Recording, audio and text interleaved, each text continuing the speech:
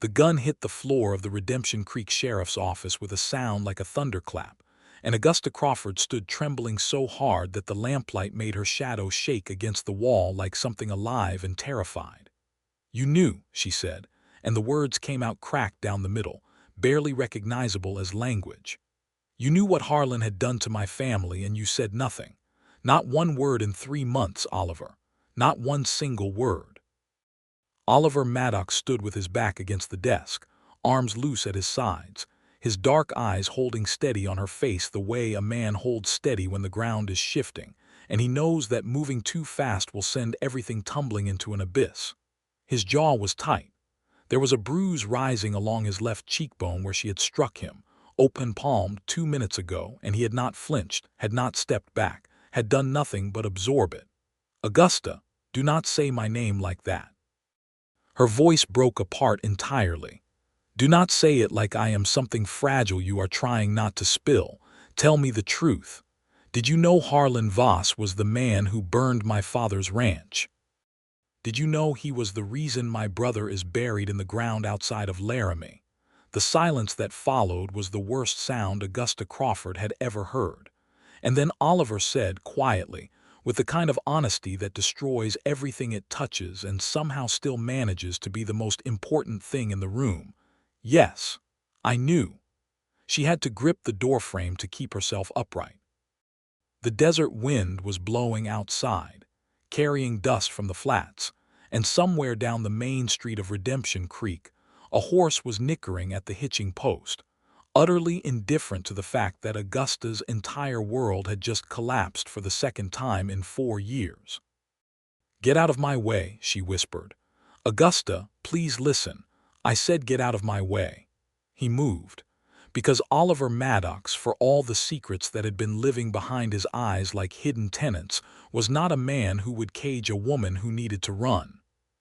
And so she ran, out into the blue-black New Mexico night of 1882, boots on the hard-packed dirt of the main street, the stars burning overhead in their indifferent thousands, and she ran until her lungs gave out, and she was kneeling in the dust behind the livery stable, crying in a way she had not cried since the morning they had told her about Emmett.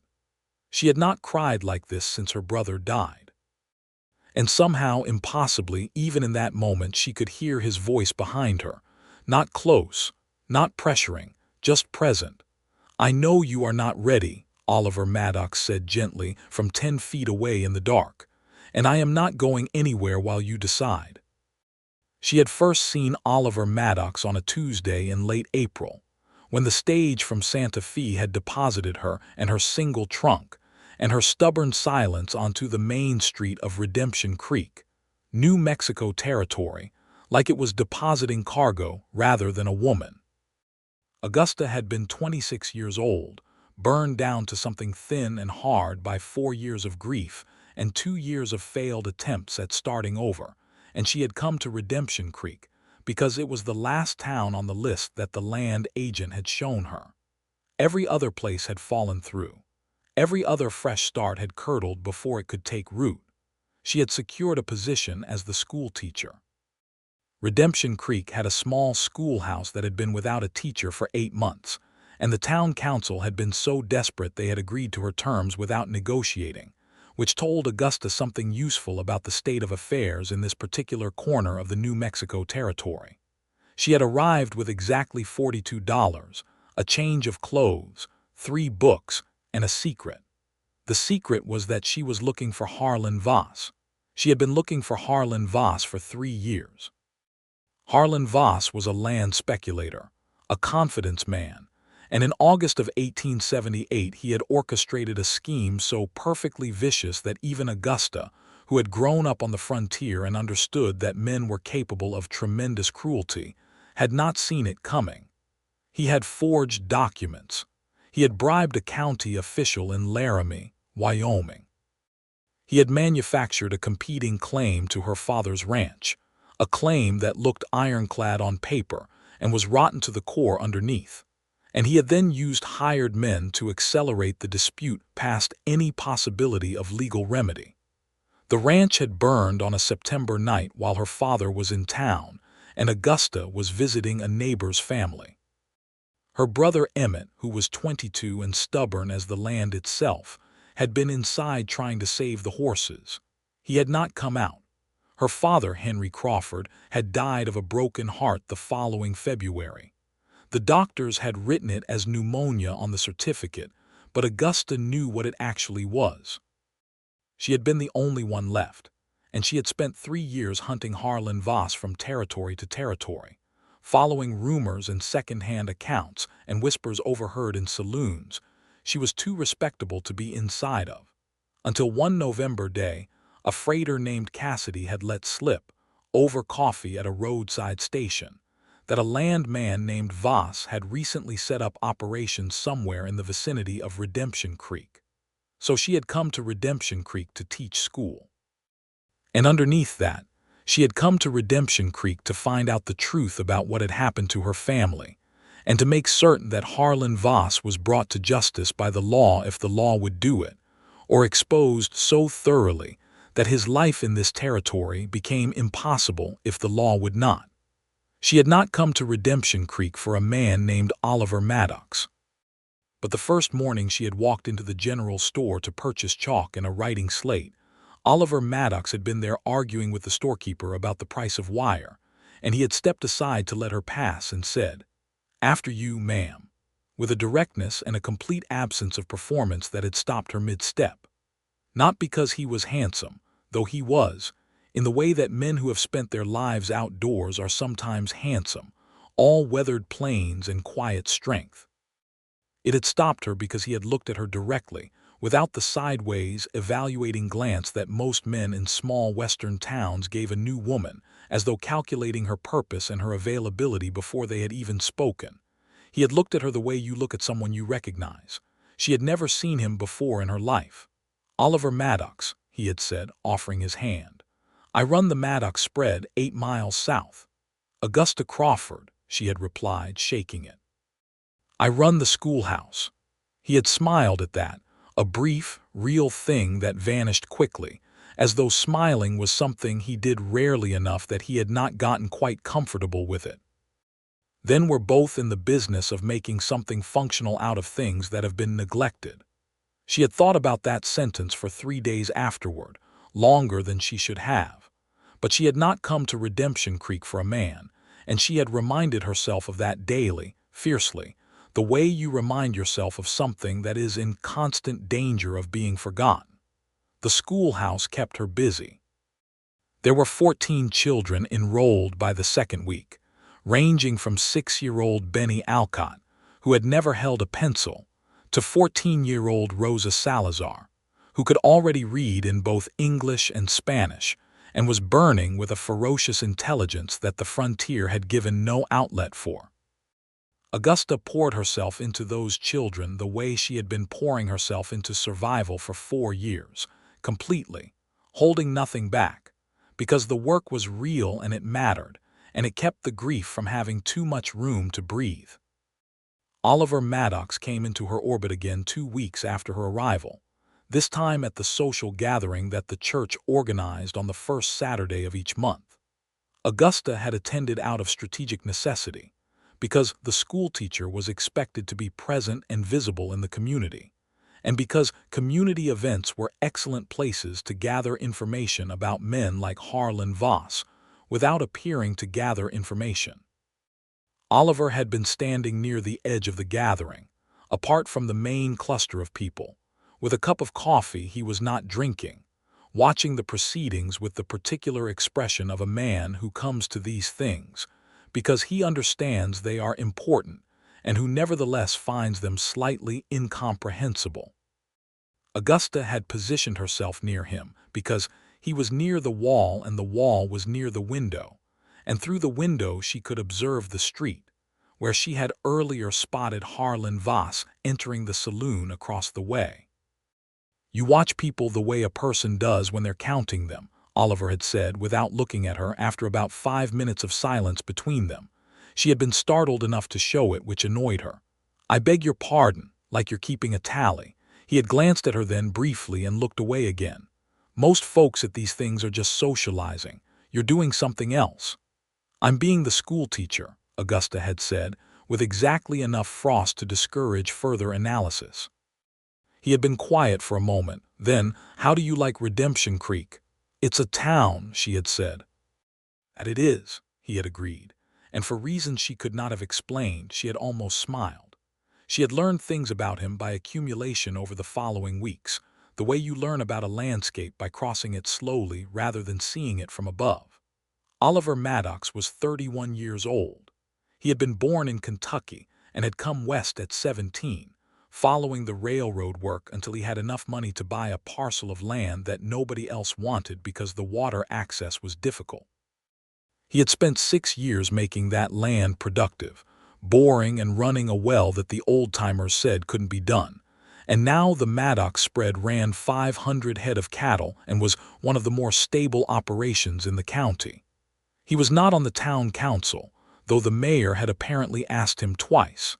He attended church without conspicuous religiosity.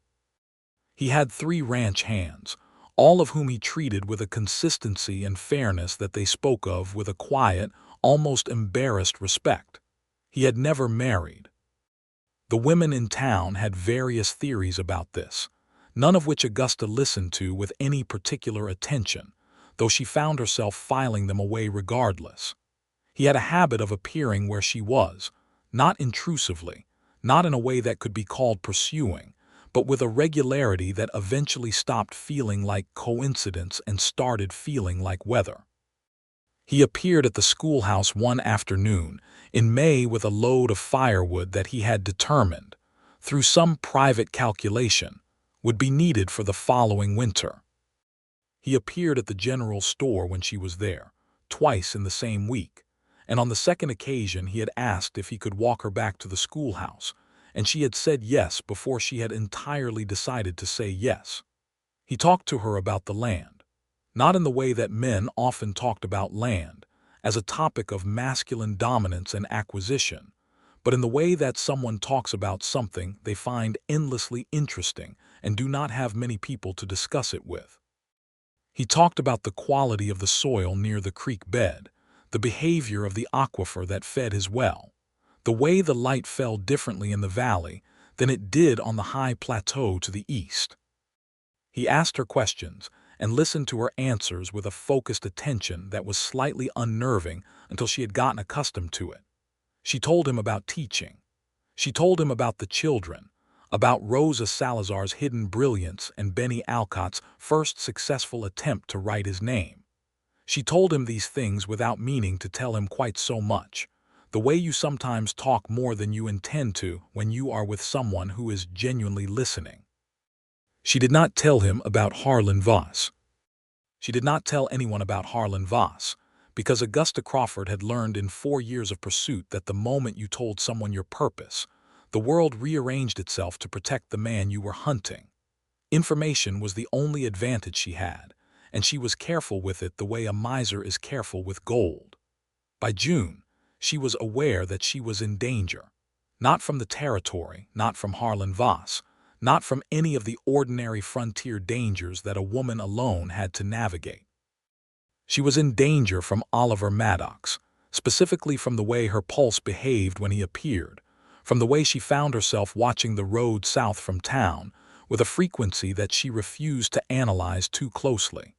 She was in danger of wanting something she had decided she did not have room for. She handled this danger the way she handled most things, by working harder and keeping her walls higher. On a Friday evening in June, Oliver appeared at the schoolhouse as she was sweeping the porch after the children had gone home. He was on horseback, which was unusual, because when he came to town, he typically came in the buckboard. He stopped at the edge of the street and looked at her for a long moment, and the quality of that look was different from his usual steady observation. It had something in it that she had not seen there before. "There's a gathering up at the Salazar Ranch tomorrow evening," he said. "Senora Salazar is celebrating her daughter's birthday. She asked me to extend the invitation to you." Augusta stopped sweeping. She could have sent Rosa. She could have, Oliver agreed. There was a silence. The evening was purple and warm, and somewhere in the cottonwoods along the creek a dove was calling. "What time?" Augusta asked. She had not intended to ask that question, but she heard herself asking it, and once it was out, she found she was not sorry. "I'll come by at 5, Oliver said, and the small thing that crossed his face then, the thing that was not quite a smile but was in the vicinity of one, settled somewhere in Augusta's chest in a way that was both welcome and alarming. The gathering at the Salazar Ranch was everything that a June evening on the frontier could be at its best: strung lanterns and guitar music, and the smell of food that Senora Salazar had been cooking for 2 days, and Rosa herself resplendent in a blue dress, performing a kind of contained happiness that looked very much like the girl trying to be dignified about a thing that was making her want to dance. Augusta had brought her a book, a copy of Jane Eyre that she had carried from her home in Wyoming, one of her 3, and the girl had held it like it was made of light. Oliver had stayed beside Augusta through most of the evening, not with any claim or possession, but with a naturalness, as though this were simply where he was supposed to be. He had talked easily with the Salazar family, his Spanish serviceable if accented, and he had danced once with Senora Salazar at the older woman's insistence, and had done it with a good-natured willingness that made the watching women laugh and Augusta feel something warm and inconvenient. Later, when they were riding back toward town in the late dark, he had said, without preamble, "I think you're one of the bravest people I have ever met." He had looked at him, and the moon was up by then and his face was half in shadow. "Why would you say that?" "Because you came here alone," he said, "and you built something real in 3 months, and you did it without asking for help from anybody, which is impressive and also, I think, harder than it needed to be." "I'm not in the habit of asking for help," she said, more carefully than she had intended. "I know," he said, and then, after a pause, "I'm not going anywhere, whenever you change that habit." She had thought about that sentence for far longer than 3 days. She had been doing research on Harlan Voss carefully through July. She had found records at the county land office that were inconsistent in ways that matched the pattern of the fraud that had destroyed her family. She had spoken, cautiously, with a woman named Delia Marsh who ran the boarding house, who confirmed that Voss had been in Redemption Creek for about 8 months and was involved in purchasing land parcels from ranchers who were struggling. Some of those sales had been straightforward. At least 2, Delia thought, had involved some form of pressure, though she could not say precisely what. Augusta had written letters to the land office in Santa Fe and to a contact in Laramie who had been trying to build a legal case against Voss for 2 years. She had done all of this quietly, systematically, and entirely alone. She had not told Oliver. She had not told Oliver because she was terrified of what it would mean if she did. Not because she doubted him, not precisely, but because the truth about Harlan Voss was the truth about Emmett, and about her father, and about the 4 worst years of her life, and she had not yet found a way to speak about those things that did not make her feel completely unmade. And there was something else, something she was only beginning to admit to herself, which was that she was afraid of what Oliver would do with the information. She was afraid that he would try to act on her behalf, to take over, to insert himself between her and the thing she had come here to do, and she could not afford that. She needed to do this herself. She needed it to be hers. It was on a Thursday in late July that everything began to unravel. She had gone to the land office with what she believed was a compelling set of document comparisons, enough to request that the county surveyor review 2 of Voss's recent purchases. The land agent, a thin man named Prout who always looked vaguely apologetic, had taken her papers and looked at them for a long time and then said, "Miss Crawford, I appreciate you bringing this to my attention. I'll need to look into it." That evening, she had been walking back from the land office when she had seen Oliver coming out of the Red Mesa saloon, and she would not have thought anything of it except that, just behind him, also exiting, was Harlan Voss. They had been close together. They had been talking. She had stopped in the middle of the street and watched them, and the cold thing that had moved through her then was not grief or fear but something older and more fundamental, the animal recognition of a trap. She had told herself it meant nothing. Redemption Creek was a small town. Men who did business in the same territory ran into each other. Oliver was a rancher. Voss was a landman. Their orbits could plausibly overlap without it meaning anything terrible.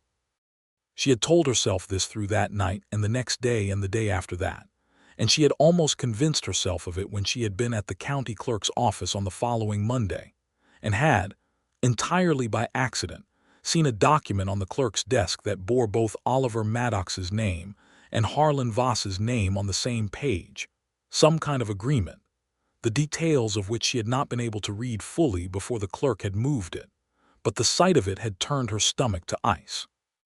That evening she had gone to the sheriff's office.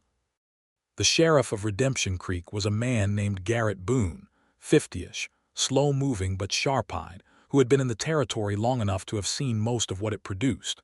She had told him, quietly and precisely, what she knew about Harlan Voss. Not everything, not the personal history, but the documentary evidence she had assembled. She had told him that she believed Voss was operating a land fraud scheme in the county, and that she had evidence supporting this claim. Boone had listened. He had asked careful questions. He had said at the end, "Miss Crawford, I'm going to be straight with you. I know Voss is dirty. I've suspected it for months. But every time I get close to something solid, it slips. Someone warns him. Someone moves the documents." She had felt the cold thing again. What kind of someone? Boone had looked at her for a long moment. Someone who knows both sides of the situation. Someone who might have reasons to keep Voss informed. She had gone home and she had not slept, and in the morning she had gone to Oliver and confronted him directly, without preamble, with the question she had been terrified to ask. She had asked him if he knew Harlan Voss. He had said yes. Of course he knew Voss. Voss had approached him about a land partnership some months before she arrived in Redemption Creek. He had declined. "Then why were you talking to him outside the saloon last week?" she had asked. And Oliver's expression had changed then, had shifted into something careful and deliberate, and she had seen in that careful deliberateness the outline of a secret, and the cold thing had become certainty. "Tell me the truth," she had said. He had looked at her for a long moment, and then he had said, "Come to the sheriff's office with me. There's something you need to hear." She had gone. And what she had heard there, from Oliver and from Sheriff Boone together, had been so much worse and so much more complicated than a simple betrayal, had cracked her open in ways she had not been prepared for, and she had struck him and grabbed the gun from the desk and put it on the floor and told him to get out of her way. And that was how she had ended up in the dust behind the livery stable in the dark, with Oliver Maddox 10 feet away, not moving, not pushing, just present. "I know you are not ready," he had said, "and I am not going anywhere while you decide." She knelt in the dust for a long time. The stars wheeled overhead, indifferent and enormous. The horse in the livery stable shifted its weight and blew through its nose. Somewhere a coyote called from the hills, and the hills gave it back in echo. Oliver did not come closer. He did not speak again. He simply remained, a solid presence in the dark, as though his particular function in this moment was simply to be there, as though being there were itself a form of help. Eventually, Augusta sat back on her heels and said, into the dark between them, "Tell me what you actually know. All of it. From the beginning." He lowered himself to sit on a water trough nearby, not dramatically, not with any performance, just the simple adjustment of a man settling in for however long the night required. "What I know is that Voss came to me 8 months ago with a proposal. He wanted access to the water rights on my eastern parcel. I told him no. He came back 2 months later with a different angle, a partnership in a land acquisition scheme. I told him no again." "But you kept talking to him," Augusta said. "I kept talking to him because Boone asked me to," Oliver said. "Boone had been trying to build a case for over a year. He needed someone Voss trusted enough to keep talking to. Someone who was close enough to get information without Voss pulling back." Augusta was very still. "You were informing for the sheriff." "Yes. And when did you find out who I was?" The pause before his answer was the worst thing. It was exactly long enough for her to know that the answer was not recent. "About 6 weeks after you arrived," he said. Voss mentioned you. He had a contact who recognized your name from Wyoming. He told me there was a woman in town who was sniffing around his records, and he said her name was Augusta Crawford, and he said she had a dead brother named Emmett Crawford who had died in a fire on a ranch outside of Laramie in 1878. She pressed her hands flat against her thighs to stop them from shaking. And you said nothing to me. No, he said. I didn't. Why? He was quiet for a moment. Because I was afraid of two things. The first was that if I told you what I knew about your family, you would go directly at Voss before Boone had what he needed to make the arrest stick. Voss is clever, Augusta. He has slipped out of 4 previous legal attempts by having documents disappear at the critical moment. Boone needed 2 more weeks of evidence collection. If you confronted Voss before that, he would run, she said. He would run and he would take everything with him, and whatever justice was possible would evaporate. She stared at the ground. And the second reason, Oliver's voice was quieter now. The second reason was that I did not know how to tell you. I did not know how to walk up to you after everything that had happened between us over these months and say, I know about your brother. I know about what was done to your family. I know that the reason you came here is not the reason you told anyone you came here. I did not know how to tell you that I had been carrying your story without your permission, and I was afraid that you would see it as something it wasn't. She looked up at him across the dark. What was it? If it wasn't a betrayal, he met her eyes. It was fear, he said simply. Plain, ordinary, uncomplicated fear of losing something that had become more important to me than I had any right to let it become. The wind came through from the desert then, warm and faintly smelling of sage and distance, and it moved through the loose strands of hair at Augusta's temples, and she felt it the way you feel things when your guard has been down longer than you realized. I need time, she said. I know, he said. Take it. She did not sleep that night. She lay in the narrow bed at the boarding house with the window open to the summer dark, and she stared at the ceiling and she thought, carefully and without sentimentality, about what Oliver had told her. She turned it over the way you turn a piece of evidence, looking at every angle, looking for the place where it stopped being honest. She could not find that place. What she found instead, and this was uncomfortable enough that she almost turned away from it several times before she made herself look at it directly, was that Oliver Maddox had done something that she had never had in 4 years of pursuit. He had protected the possibility of justice for her family at the cost of his own comfort and at the risk of her anger, and he had done it while also developing feelings for her that were genuine enough to be frightening. And he had managed somehow to hold both of those things at the same time without using one to undermine the other. She did not know what to do with that. She also thought about what Boone had said when she and Oliver had been in his office earlier. Boone had said, 2 more days. That's all I need. My deputy went to Santa Fe last week with the original documents that Voss doesn't know we have copies of. If we can get a territorial judge to issue an arrest warrant on the fraud charges from 1878, Voss cannot buy his way out of it the way he did with the county charges. 2 more days. 2 more days of keeping her knowledge quiet. 2 more days of doing nothing while the man who had killed her brother went about his business in Redemption Creek. She had lived with grief for 4 years. She supposed she could manage 2 more days. She went to school the next morning and she taught, and if the children noticed something different in her stillness, they were too young or too polite to mention it. Rosa Salazar lingered after the others had gone and said, with the directness that made her so remarkable, Miss Crawford, are you quite all right? I am managing, Augusta said honestly, which was all she had to offer. Rosa nodded as though this was a sufficient answer and a kind of truthfulness she respected. Good, she said. This town would not do well without you.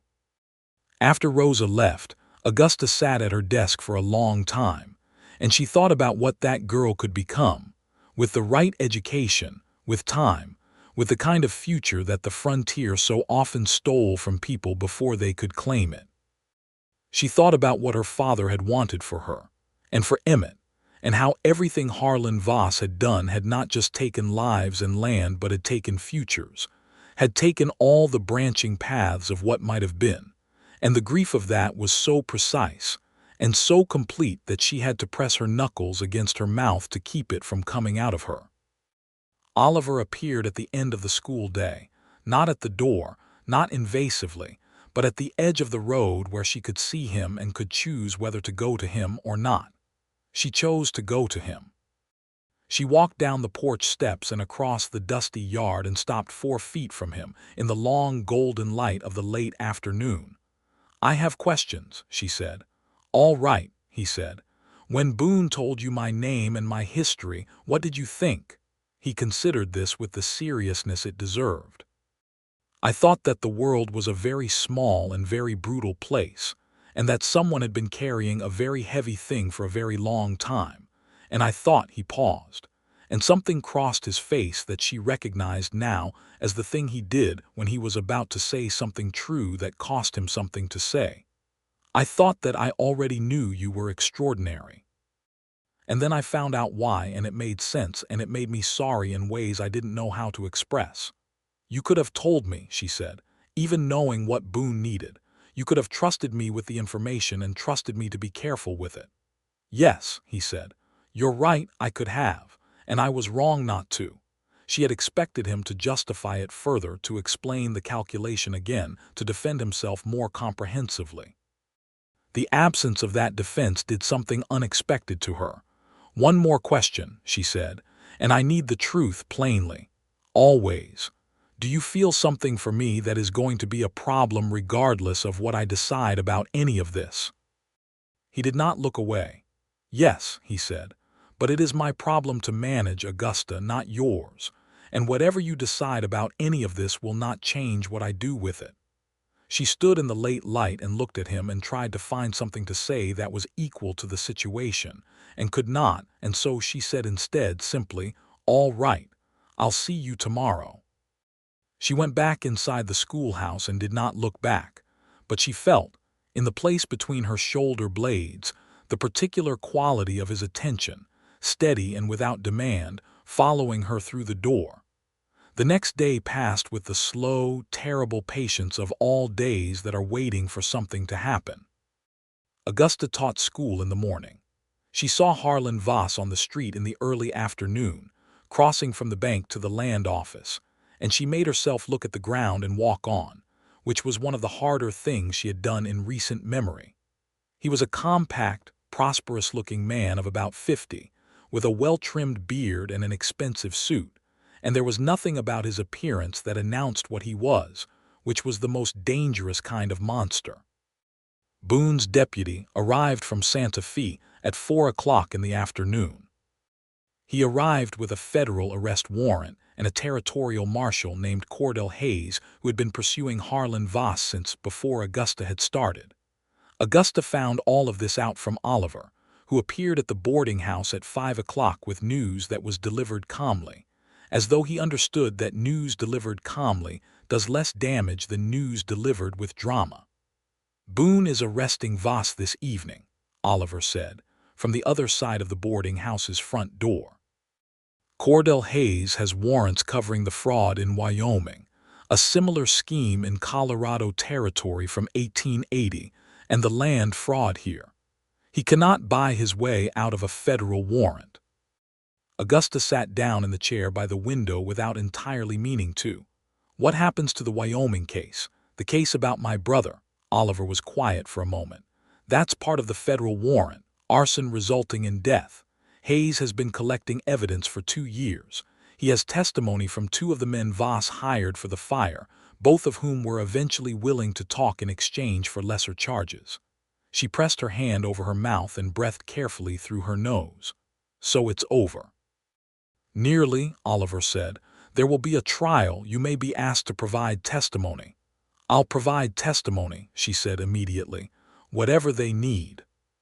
"I know you will," he said, and the gentleness in his voice was so absolute that it undid something in her, some last locked place that had been sealed against precisely this kind of gentleness for 4 years, because gentleness was what you couldn't afford when you were keeping yourself together through sheer force of will. She did not cry, but it was a near thing, and Oliver looked at her through the screen door and seemed to understand this, and he did not speak again until she had gotten control of her breathing.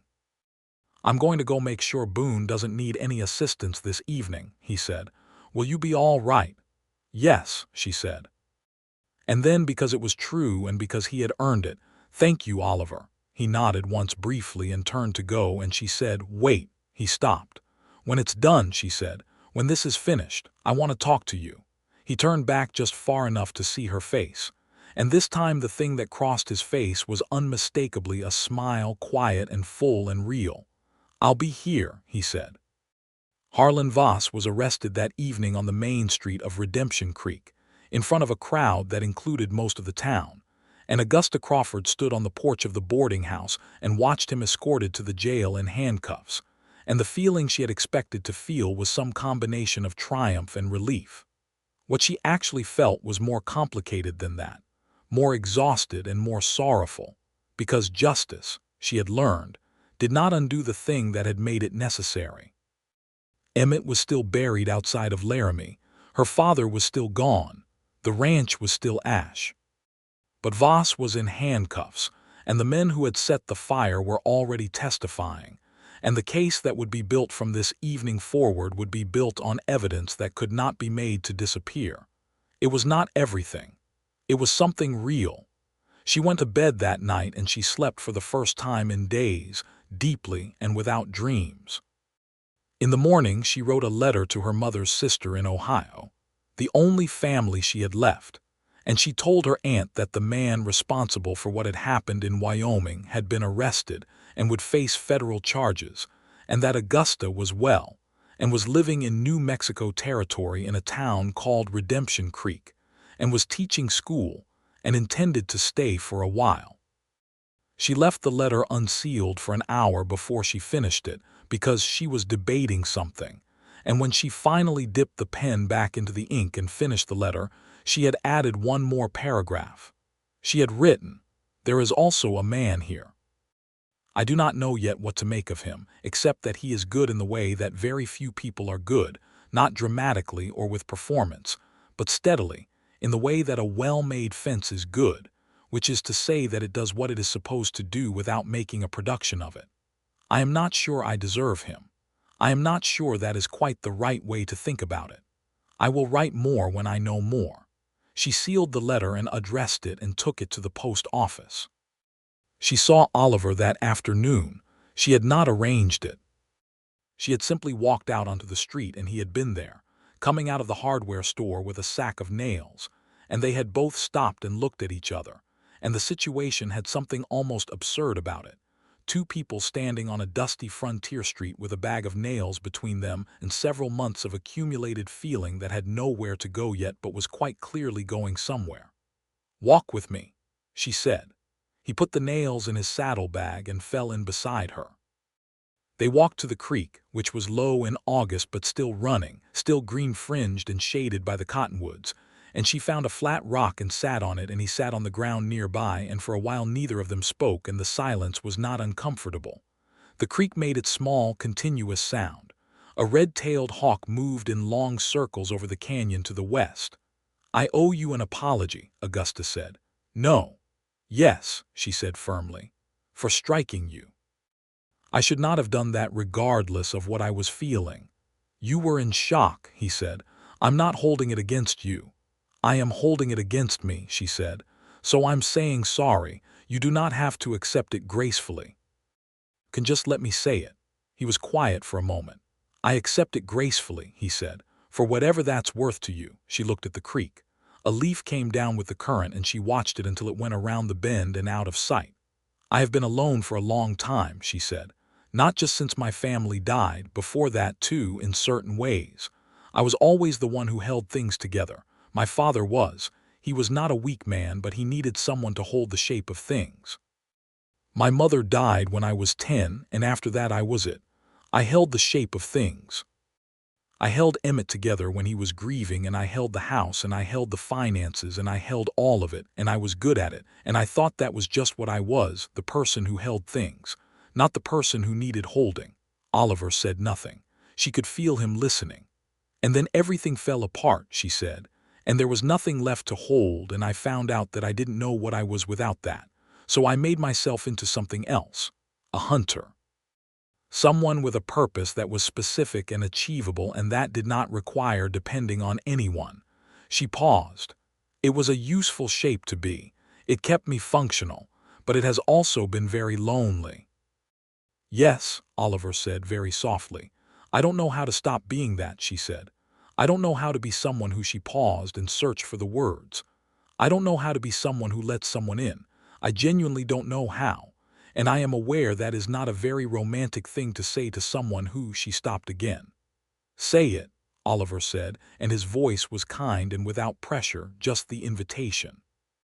To someone who I think about far more than is reasonable, she finished, and looked at the creek rather than at him, because looking at him in this moment felt like more than she could manage. The silence afterward was different from the silences before. It had weight in it. It had presence. I know you are not ready, Oliver said, and she heard in his voice neither resignation nor manipulation, just the plain truth of what he understood. And I am not going anywhere while you decide. She turned then and looked at him, and he was looking back at her with that steady, direct quality she had first noticed in the general store, the quality of someone who sees you rather than what he needs you to be, and she felt something in her chest that was terrifying and also unmistakably wonderful. That's an extraordinary thing to say, she said. It's a simple thing, he said. It's just true. She was quiet for a long time. The hawk had found a thermal and was rising on it slowly, in long, wide spirals, going up and up until it was a small dark point against the enormous blue. I need time, she said. I need the trial to be behind me, and I need to settle into something that is not defined by the pursuit I have been on for 4 years. And I need to find out what I am when I am not holding everything together by myself, or hunting someone, or teaching 14 children the alphabet. I need to find out what is actually left of me when all of that is subtracted. That seems like a completely reasonable thing to need, Oliver said, and you're going to just wait. I'm going to be here, he said. There's a distinction. Waiting suggests I'm holding my breath and not getting on with my life. I intend to get on with my life. I have a ranch to run and a well that needs additional casing and about 200 acres in the eastern parcel that I want to put to grass next spring. My life is quite full. I'm simply going to conduct it in the general vicinity of this town because this town is where you are, and that is not a sacrifice, Augusta. It is a preference. She looked at him for a long moment. You are very unusual, she said. I've been told, he said, with a small, brief, real smile. She almost reached for his hand.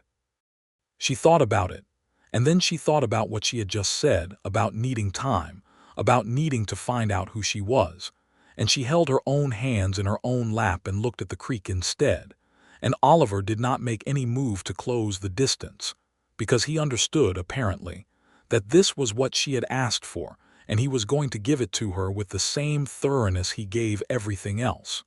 She went back to teaching. The days settled into the rhythm of fall, cooler mornings, and the cottonwoods going gold along the creek, and the smell of wood smoke in the evenings.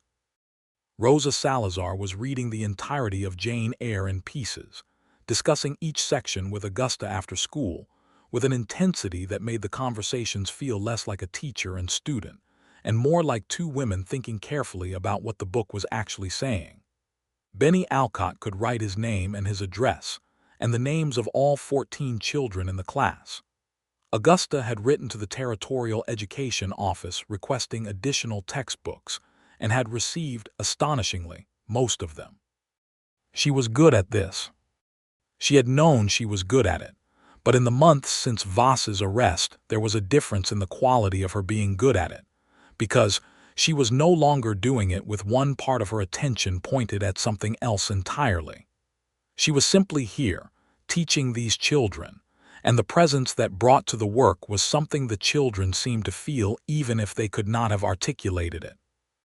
Oliver was part of the rhythm of those fall days in the way that he had said he would be, fully present and not waiting, just there. He came to town when his work brought him to town, and he found her when he came, not intrusively but reliably, and they talked, standing on the street or sitting on the schoolhouse porch in the afternoons, about everything and nothing. About the ranch's eastern pasture and how he planned to fence it. About Rosa Salazar's education and what might happen to it after she outgrew the frontier schoolhouse. About books, because it turned out Oliver read more than she had realized, and about the territorial politics that were beginning to reshape New Mexico, and about the quality of the fall light, which was extraordinary in the desert, golden and specific, falling on everything with the precision of something deliberate. There was a moment in late September when she had been grading papers by lamplight in the schoolhouse, and Oliver had appeared in the doorway, unexpectedly, at 8 in the evening. He had been in town for supplies, and the buckboard had thrown a wheel, and he had been delayed and had seen her light and stopped. He had sat across from her while she finished grading. He had not spoken much. He had simply been there, reading a newspaper he had picked up at the general store, his long legs stretched out under the school desk that was slightly too small for him, entirely comfortable with the silence in the way of someone who has enough interior life that silence does not threaten him. She had looked up from the paper she was grading and seen him like that, in the lamplight, absorbed in his newspaper, entirely without performance, and she had felt something open up inside her that had been closed for so long she had forgotten it was there. Not desire exactly, though that was present too, but something older and quieter, the feeling of recognizing a home. She had looked back down at the paper she was grading. She had thought, oh, and after that she had known, with the certainty that she applied to things she had examined carefully from every angle, that the question was not whether. The question was when and how and whether she was ready to say it, and the answer to that last part was still, at that particular moment, not quite yet. But it was getting closer. In October, she was asked to travel to Santa Fe to give testimony in the preliminary hearing for the federal case against Harlan Voss. She spent 3 days there, staying at a respectable hotel that the territorial prosecutor's office arranged, and she sat in front of a federal judge, and she spoke, clearly and without embellishment, about what she had seen and what she had documented, and what she knew to be true about Harlan Voss's activities in Wyoming in 1878 and in New Mexico Territory in 1882. The judge was a careful man named Aldrich who asked precise questions and wrote everything down himself, and treated her testimony with the same seriousness as every other witness, which was more than she had expected and less than she deserved, which was, she supposed, the definition of adequate justice. When she left the courthouse on the second day, Cordell Hayes, the territorial marshal, had fallen into step beside her on the street. He was a lean, weathered man of about 45 who moved as though he had spent his entire life being prepared for the thing that was about to happen.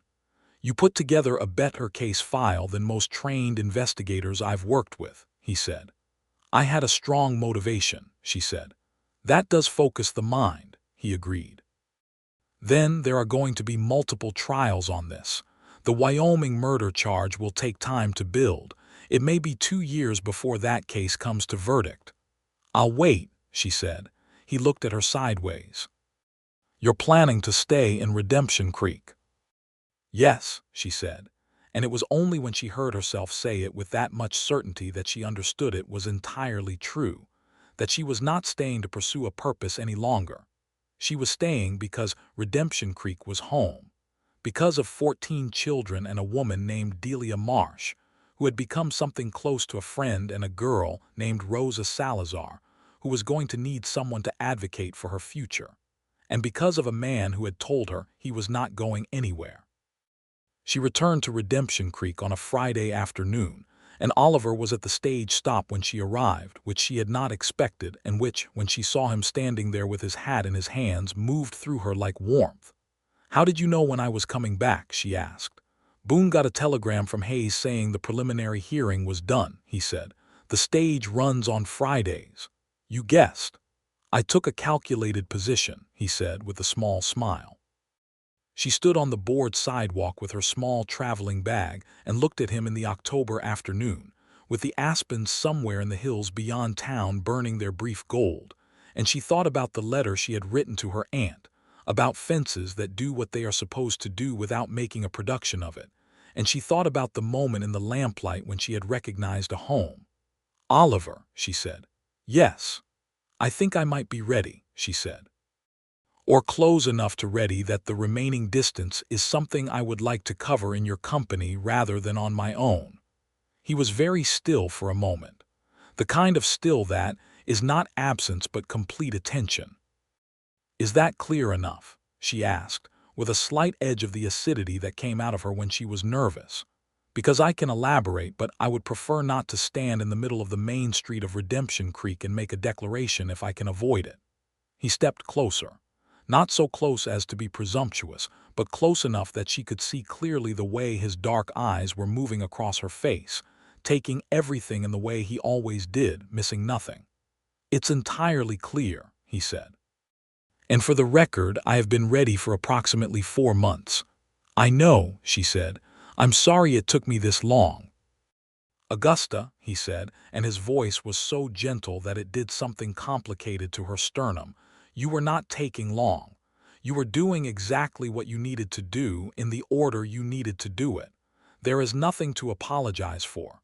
She reached out and took his hand. It was a simple thing. His hand was large and warm and rough from work, and hers was smaller and also rough because she was a woman who had been living on the frontier for 4 years and had never been precious about her hands, and the fit of them together was uncomplicated and exactly right. He looked down at their joined hands and then back up at her face, and the thing in his expression in that moment was something she filed away carefully, in the place where she kept things that mattered. "Walk me home," she said. "Every day if you'll let me," he said. She let him. The fall deepened into winter, and the romance that unfolded between Augusta Crawford and Oliver Maddox was not a small or tentative thing, but it was also not a frantic one. It had the quality of two people who had both lived through enough to understand what they were doing and why it mattered. He came to town 3 evenings a week and sat with her at the boarding house parlor, or they walked the creek road in the early dark, or she rode out to the ranch on Saturdays, which she had learned to do because she had needed a horse for the trip, and he had simply made one available without making anything of it. A quiet dun mare named Clara who was sensible and kind, and suited Augusta completely. The ranch was extraordinary in winter. She had not expected to love it the way she did, the particular silence of the high desert in January, the way the snow lay sparse and crystalline on the ground, and the air was so clear that the mountains to the north seemed close enough to touch. Oliver showed her everything about it without tour guide formality. Just, "Here is the well, here is how the casing works, here is why the eastern parcel needs this particular kind of grass, here is the herd, here is how you tell the condition of an animal from 20 feet away by the way it stands." She listened to all of it with the same focused attention she gave her children, and she asked questions, and he answered them. And by midwinter, she understood the workings of the Maddox spread well enough to have an opinion about the Eastern Pasture Plan, which she offered, and he considered seriously and incorporated in part, which she found more satisfying than she had anticipated. She told him about Emmett, not all at once, not in a single conversation, but piece by piece over many evenings, the way you dismantle a wall carefully rather than knocking it down in one go. She told him about the way Emmett had been stubborn and funny and entirely fearless, and had driven her to absolute distraction by leaving his boots in the doorway, and had been the person she could say anything to, and who would never have used any of it against her. She told him about the way her father had looked when they had told him, and about the winter that had followed, and about the spring when she had decided that she was not going to spend the rest of her life in the place where the worst thing had happened to her. Oliver listened to all of it. He asked questions sometimes, careful ones, and sometimes he said nothing at all, just sat with her in it, which was, she found, what she needed most. He told her things in return. About Kentucky, about the father who had been a hard man without being a cruel one, about the 7 siblings he had left behind and written to sporadically with a combination of guilt and inadequacy that was instantly recognizable to Augusta as a very specific variety of elder sibling trouble. About the years of railroad work, the camps and the extraordinary variety of human beings who ended up in them, and about the moment he had first seen this land in New Mexico and understood that he was done moving. "Were you lonely?" she asked once on a February evening when they were sitting by the stove in the Maddox ranch house kitchen, the cold pressing at the walls and the stove burning cheerfully against it. "Often," he said, "not unhappily lonely, just aware that something was missing. And now?"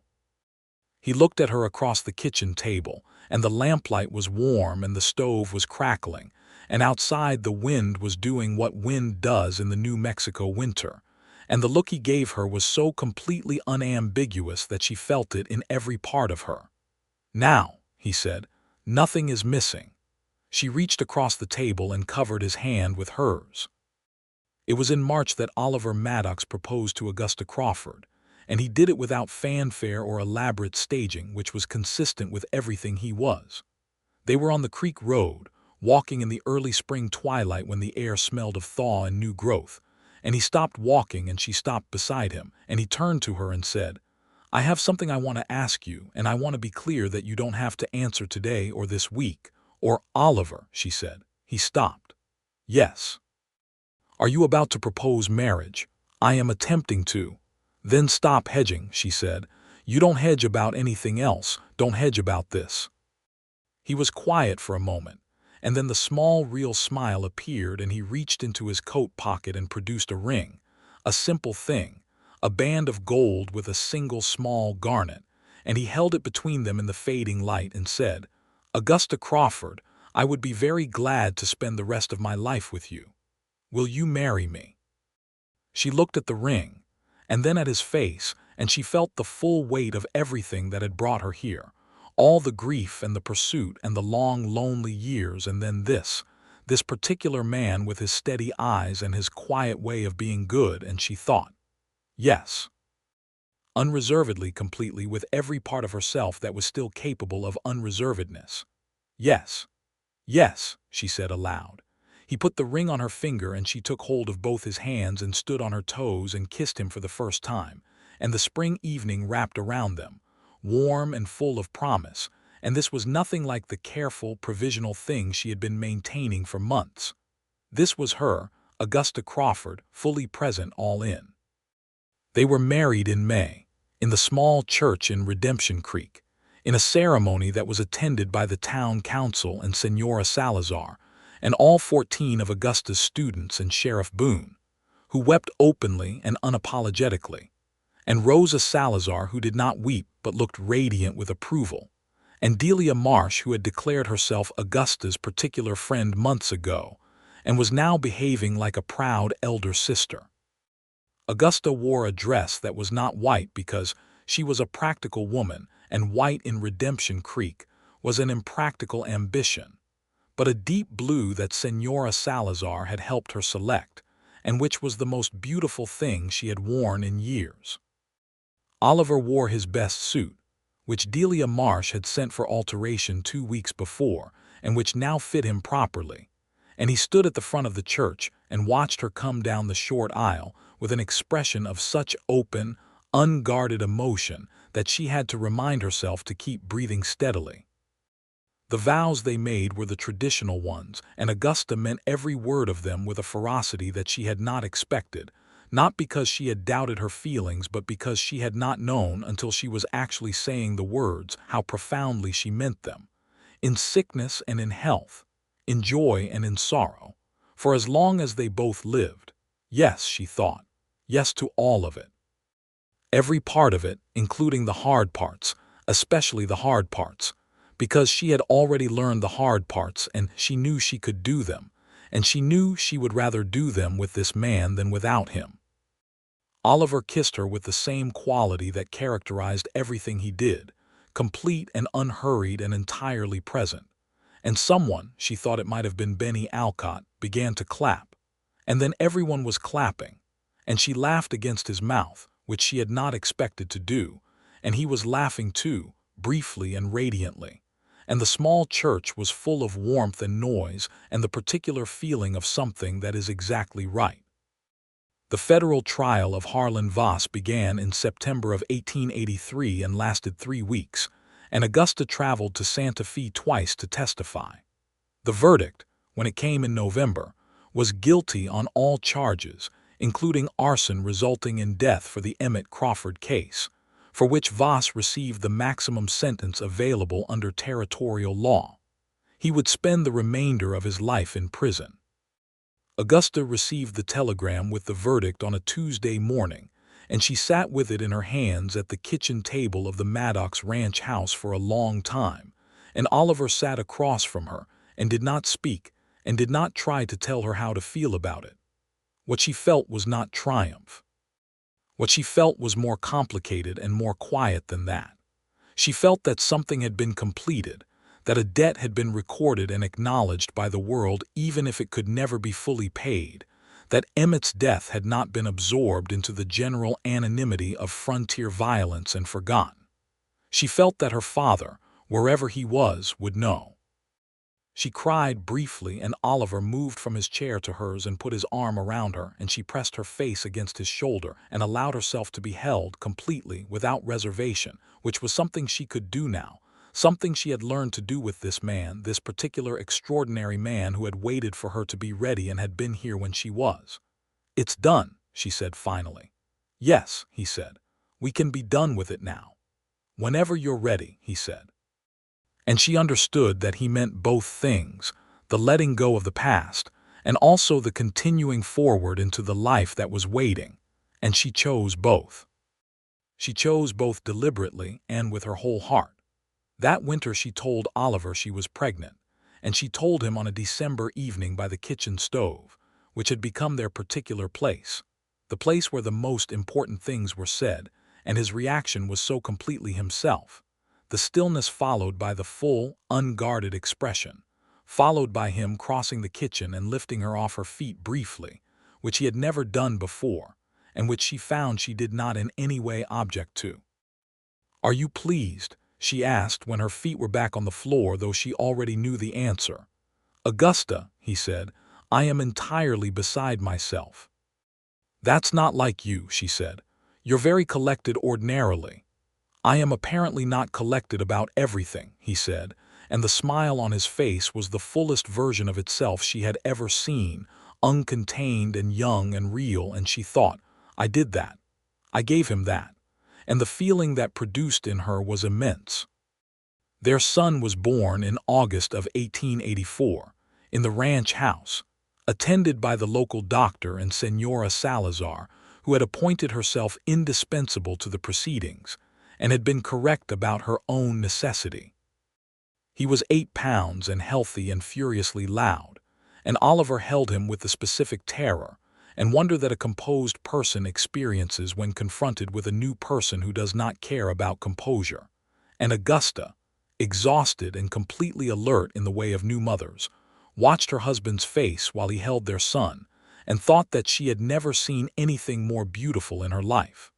They named him Henry Emmett Maddox. Henry for her father, and Emmett because she had promised herself, in some dark night of the 4 pursuing years, that if she ever got to the other side of this, she would carry her brother's name forward into whatever life she managed to build. Oliver had agreed to both names without hesitation, which was another entry in the long ongoing record of why she loved him. Henry Emmett Maddox was a confident, cheerful, intensely curious child who began walking at 10 months and trying to run at 11, and had, by the time he was 2, clearly decided that the ranch was his personal domain and that every animal on it owed him a friendship. Oliver watched this with the delighted amusement of a man who recognized something of himself, and also, clearly, something of Augusta in the boy's absolute certainty that the world was an interesting place that would yield its secrets if you paid close enough attention. Rosa Salazar did not stay on the frontier. This was Augusta's proudest professional accomplishment, and she was not modest about it. She had written letters on Rosa's behalf to the women's college that had recently opened in Colorado, and she had collected letters from 3 other influential people in the territory. And Rosa had been accepted with a partial scholarship and had left Redemption Creek in the fall of 1884 with 2 trunks and her copy of Jane Eyre, and a letter from Augusta that said, among other things, that the world needed more people like her in it, and that Augusta expected her to give the world no peace until it acknowledged this. Rosa had written back from Colorado the following spring with a letter that was 15 pages long and vibrating with the specific happiness of someone who has found the place where their mind can fully inhabit itself. Augusta had read it 3 times and given it to Oliver and cried a little bit, and Oliver had read it and handed it back and said, "You did that." "She did that," Augusta said. "Both," he said, with the accuracy that she had come to rely on. The ranch grew. The Eastern Pasture Project that had been a plan when Augusta arrived became a reality by 1885, and the Maddox spread expanded to 800 head and acquired a second ranch hand named Lewis, who was 19 and had grown up in the territory and knew the land with the specificity of someone who has never had the luxury of being a stranger to it. Oliver paid fair wages and meant it, which was not as common as it should have been. And Augusta had opinions about the territory's labor practices that she expressed in letters to the territorial newspaper, with enough frequency that she had become a small but recognizable voice in the ongoing argument about what kind of place New Mexico was going to be. She was still teaching in 1885 and 1886 and intended to continue. The school had grown to 22 children by then, and she had written to the Territorial Education Office about the need for a second teacher, a campaign that had borne fruit in the form of a young woman named Harriet Bloom, who arrived in the fall of 1886 from Missouri with a teaching certificate and an eagerness that reminded Augusta of herself a decade younger, before the grief and the years had burned her down and rebuilt her into something leaner and more considered. She had taken Harriet under her wing with the same efficiency she applied to everything, and had been pleased to discover that Harriet, underneath the eagerness, had a genuinely fine mind and a particular gift for mathematics, which Augusta was honest enough to admit was not her own strongest subject. Their daughter was born in November of 1886. She came into the world with the same confident volume as her brother, and she had her mother's eyes and her father's unhurried quality about her, an infant who seemed to take in information carefully before responding to it, which made Oliver laugh with surprised delight the first time he noticed it. They named her Clara Jane Maddox.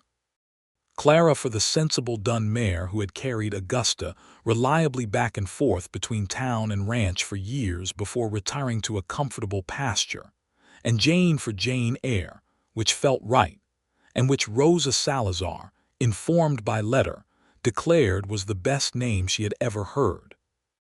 In December of 1886, Augusta Crawford Maddox stood on the porch of the Maddox ranch house in the cold evening air and looked out at the land that had become hers, the land that she had come to as a stranger with $42 and a secret and a grief that had felt permanent. And she looked at the lights in the barn where Oliver was doing the last check on the animals for the night, and she listened to the particular quiet of the ranch at night. The horse moving in the paddock and the wind in the dry grass, and the baby asleep inside, and Henry's voice talking to himself in the way he did before he dropped off to sleep, narrating the events of his day to an invisible audience. She thought about Emmett. She thought about him directly and without flinching, which she could do now, which was something she had reclaimed over these years of being alive in a way that was not only about survival. She thought about him and she thought, I carried you. I carried you all the way here and I am still carrying you and you are part of this, all of this cold air and this good land and these children and this man.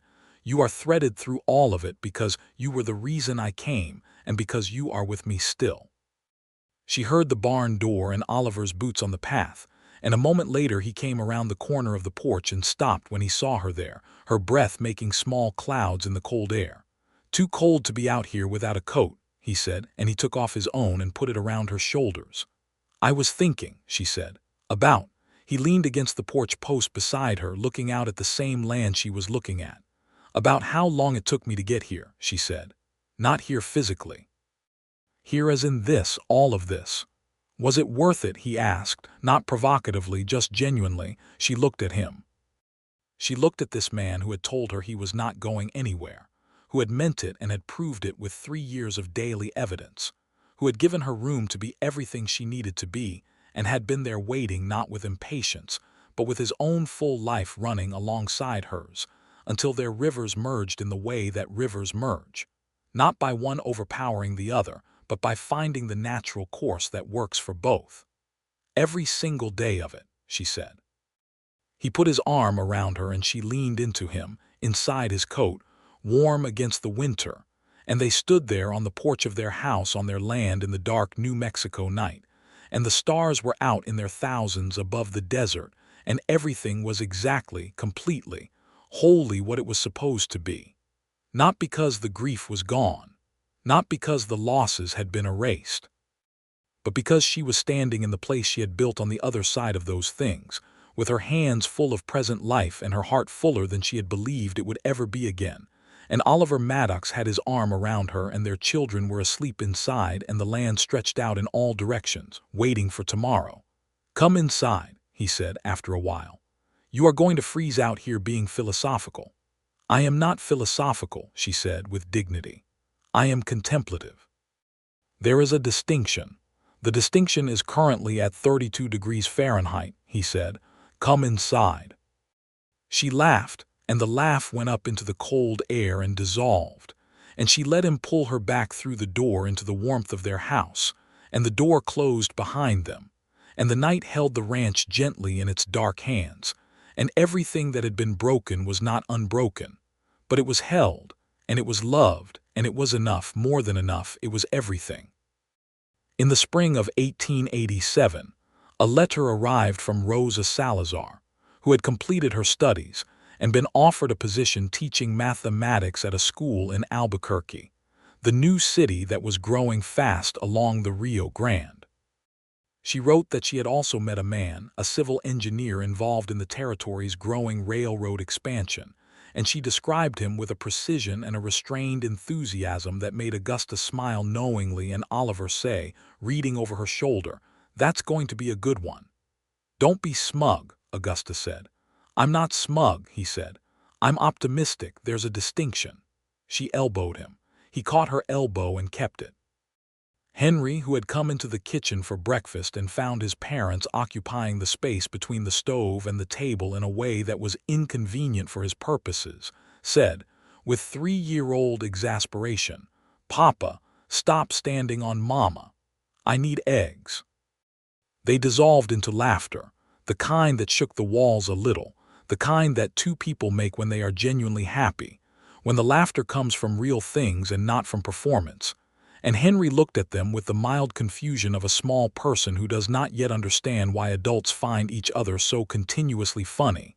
And then he said, "Eggs," again, with great patience, and Oliver went to see to the eggs, and Augusta turned back to Rosa's letter and thought, This is what I came to Redemption Creek to find, without knowing that was what I was looking for. Not justice, though that mattered too, not safety, though that was part of it.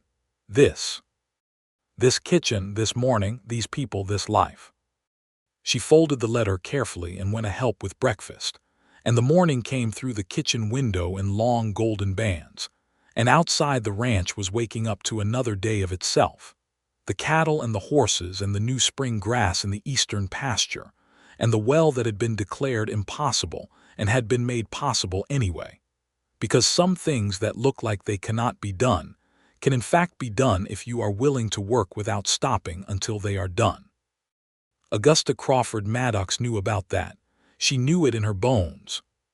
She set the plates on the table and called for Henry and picked up Clara Jane from her crib in the next room, and the baby looked at her with those considering, unhurried eyes, taking in the world with careful attention, and Augusta held her daughter in the morning light and thought, "I hope you always look at things that way.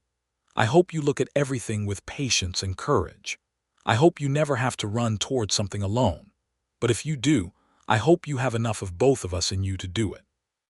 Oliver appeared in the doorway with 2 plates and the particular expression of a man who has found the life that was designed for him, and he looked at his wife and his daughter in the morning light, and what was on his face was so entirely simple and so entirely real that it needed no words, and Augusta gave him none, just held his eyes across the kitchen and let the look last as long as it wanted to. Henry said, "Eggs are getting cold, Papa." Oliver looked at his son. "Right," he said, "eggs." And the morning in the Maddox house went on, ordinary and extraordinary, tender and sturdy, loud and quiet in turns, all of it theirs, all of it real, every single moment of it hard-won and worth every cost, stretching forward into days they had not yet lived and could not yet see, but which waited for them with the same patience that Oliver Maddox had once told Augusta Crawford he intended to wait for her. Not going anywhere. Right here. Always right here.